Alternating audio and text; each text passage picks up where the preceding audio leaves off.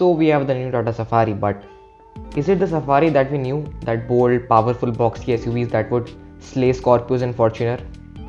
Well, the answer is kind of skeptical, but in this video I'm going to explain in a very simple and a short way that how it is, or maybe it's not a real Tata Safari. So don't skip the video because this is going to be interesting. So basically the new Tata Safari is the stressed out version of the Harrier, but there are a couple of changes, like some few changes in the drivetrain, and of course you get a third row seat, and plus there are minor appearance changes, but they are pretty much the same. But that's not the problem. The problem is the name Tata Safari. Before going further, I would like to give you guys some context. The old Tata Safari was discontinued in the early 2019 because of course it was a very old car and it did not meet the modern standards of safety and features that we all want. Also, if you like the video, don't forget to smash that subscribe and smash that like button, and do share the video. Even after discontinuing the old Tata Safari, Tata had a great time. They were releasing a new car almost every 6 months. So after that they showcased the Tata Gravitas, which was showcased in the 2019 Geneva Motor Show, and things were going pretty well till Tata really messed up. They renamed it as the Tata Safari, and you will still see people commenting that how it's not the real Safari. But the real question is, why they renamed the Gravitas as the Safari? Well, the answer is pretty simple: because of marketing. Tata knows that people are familiar with the name Safari and everyone loves it, so there will be more interested customers. The old Tata Safari was a mid-size SUV. It was launched in 1998 and was a game changer for Tata as Tata expanded into new markets. Well, it was the perfect car for the consumers who wanted a car with go-anywhere capabilities and a 7-seater layout with a roomy interior.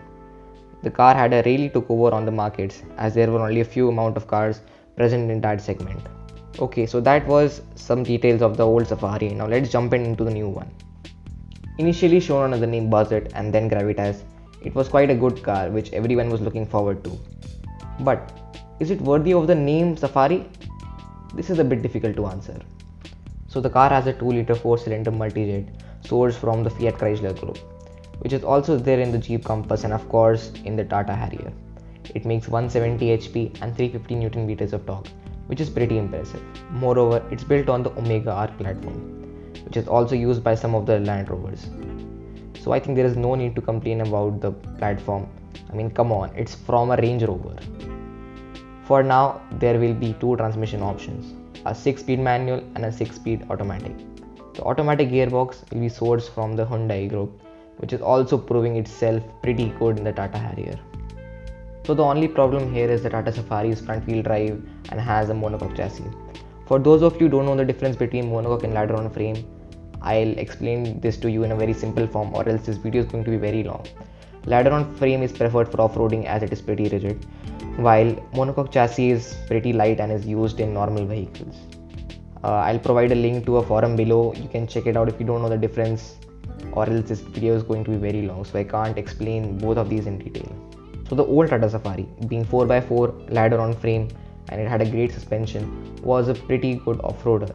But speaking of the new Tata Safari, it has front wheel drive, monocoque and equipped with a lower wishbone instead of double wishbone. But here's the thing, the old Tata Safari is almost 8 years old and technology has evolved quite a lot since then. Plus, not everyone is looking for off-road capabilities, and Tata plans on making a 4x4 version of the Tata Safari. So let's see what we've got till now. A platform from a Range Rover, transmission from a Hyundai, engine from a Jeep, a high global NCAP rating, and I guess that's what all you want. Plus, if you wait for some time, you can get the 4x4 version of the Tata Safari.